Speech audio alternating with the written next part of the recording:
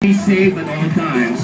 If you can at least go down, kung yung bumabag ba yung kaya puro, manatapos naman ako kayo kaya. Maybe I'm candidate number 14. My apologies for that. Okay. A1 safety list for you guys. Come on. Good evening, candidate number 14. Good evening. Alright, how are you tonight? I'm good, but feeling upset. Of course, that's very normal too. If you can pick a one Bali niya person po for ng me, boyfriend ko. and let me read it for you then. Todo support niya. Kasi yung boyfriend mo.